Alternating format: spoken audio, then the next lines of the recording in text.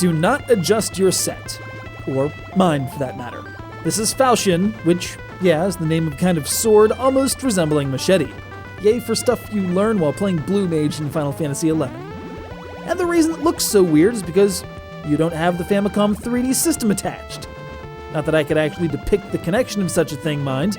It was a pair of goggles loaded with fast-blinking liquid crystal blockers that alternated in time with the display, allowing for different images to each eye and the illusion of 3 dimensions. Can't really put one of those on a camera, though, so you just have to trust me on that one. Let's fix this display. There you go. Mark in Fresh Meadows, New York sent us a heck of a lot of shmup fun, but a rare and difficult to film Famicom peripheral wasn't among them.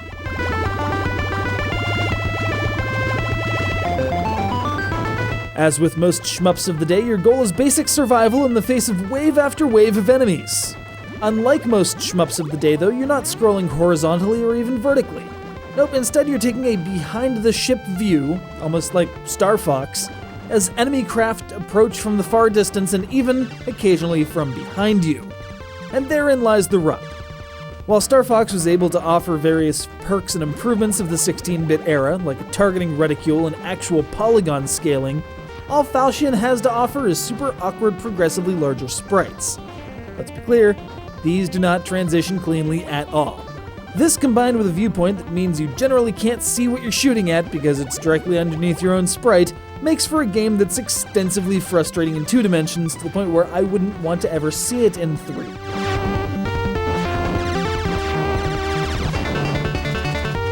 We know games like this could work after all. You're basically looking at Space-Harrier with a whole lot more empty space. But the point is, they didn't work on 8-bit systems all that well. This Famicom Disk System port basically just adds loading times and a 3D mode that you'll probably never get to take advantage of. What it does bring to the table, though, is a pretty awesome soundtrack that lies on the better end of Konami's offerings for that generation. We're not talking Mega Man 3 good, but it's in the same ballpark. And like that umbrella-wielding tart's famous spoonful of sugar, it helps this thing go down. In flames. Burning hydrocarbons. Speaking of going down in flames, you're going to. A lot. Sure, you've got power-ups that spawn on occasion, give you speed boosts and homing missiles, a lot easier than trying to position yourself directly on top of an advancing enemy, but keep in mind, this is a Konami shmup from the 80s. It hates you. It hates all you stand for. It wants nothing more than to see you a broken, simpering shell of a human lying in the gutter, coughing up teeth and bits of lung. This is the Shooter McGavin of shmups, a vicious bastard with few to no redeeming qualities, except it's getting its ass kicked by Richard Keel. You can't even do a barrel roll.